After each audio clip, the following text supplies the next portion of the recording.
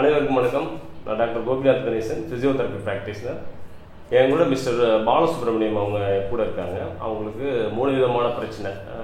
கீழ் முதுகில் disc problem, அப்புறம் வெர்டிகோ பிரச்சனை, கீழே விழுந்து வெர்டிகோ பிரச்சனை இருந்தது, அப்புறம் முழங்கால் பிரச்சனை இருந்தது. அடுத்தடுத்து வந்தாங்க தொடர்ச்சியாக. அவங்களுக்கு ட்ரீட்மெண்ட் பண்ணியிருக்கோம். இப்போ எப்படி இருக்குது என்னங்கிறத அவங்கள்ட்ட கேட்டு தெரிஞ்சுக்கிறேன். எனக்கு காட்டூர் சொந்த ஊர். எனக்கு ஒரு வருஷமாகவே சும்மா அந்த ஒரு கால் வலி இருந்துக்கிட்டே இருந்துச்சு. நான் மெடிக்கலில் மாத்திரை வாங்கி இப்படி 10 ரூபாய்க்கும் 5 ரூபாய்க்குமா வாங்கி சாப்பிட்டேன்.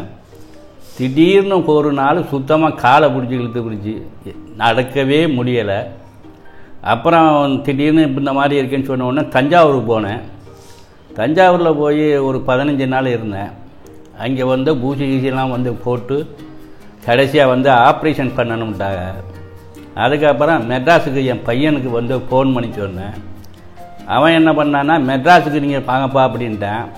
அப்புறம் அவன் அங்கே யாரையோ விசாரித்ததில் திருவாரூர்லேயே பிடாரி கோயில் தெருவில் ஒரு டாக்டர் இருக்கார், அங்கே போய் பாருங்கள், மாத்திரையும் இல்லை ஒன்றும் இல்லை, சும்மா எக்ஸசைஸ் தான் செய்வார் அப்படின்னு சொன்னாங்க. நான் அப்படின்ட்டு அவன் சொன்னான். நான் அதை நம்பலை. என்னடா இந்த காலத்துலேயும் நீ ஒரு ஆள் மாத்திரையும் இல்லை ஒன்றும் இல்லைங்கிறானு. இருந்தாலும் நம்பிக்கை இல்லாமல் தான் நான் போனேன். காலையில் டீ குடிக்கிறது கட்டில் படுக்க வச்சு தான் டீயே ஊற்றுவாங்க. அதை தான் சாப்பிட்டேன். சாப்பிட்றதுக்கே எந்திரிச்சு உட்கார முடியலை. சரி, இனிமேல் நமக்கு இந்த கால் சௌரியமாயிருமா அப்படிங்கிற எனக்கு நம்பிக்கையெல்லாம் இழந்துட்டேன். இருந்தாலும் சரி, இப்போ நம்ம பார்ப்போம் அப்படின்னு சொல்லிட்டு போய் அவர்கிட்ட போய் பார்த்தேன். அந்த ஐயாக்கிட்ட ஒரு கால் சௌரியமாகி மறுபடி நல்லா நடக்கிறாப்புல வந்துடுச்சு. திடீர்னு ஒரு நாள் கட்டில் படுத்த வாழை கீழே விழுந்து கழுத்துக்கிட்ட ஒரு சவ்வு மாதிரி விட்டு போச்சு. அப்புறம் நான் அதை சிஹெச்சில் போய் தான் பார்த்தேன்.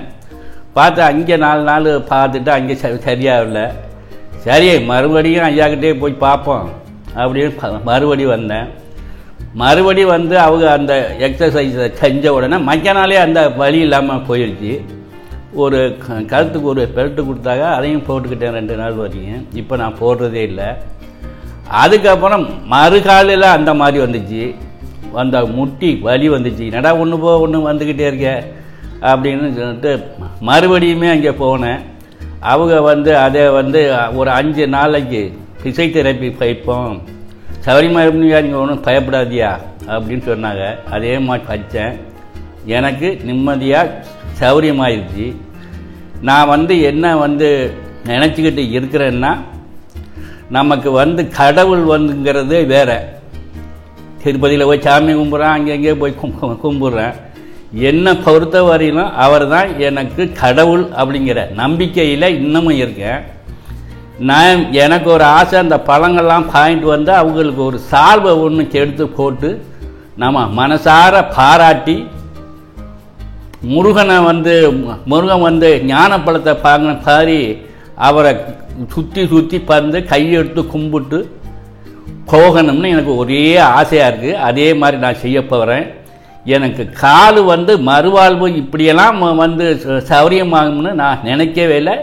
எனக்கு அவர் தாங்க கடவுள் அப்படின்னு நம்பிக்கிட்டு இருக்கேன். நிச்சயமாக யாராக இருந்தாலும் நீங்கள் இங்கே பார்த்தீங்கன்னா அதுக்கு உங்களுக்கு நல்ல பலன் கிடைக்கும் அப்படிங்கிற நம்பிக்கை உண்டு. நன்றி, நன்றி, தேங்க்யூ.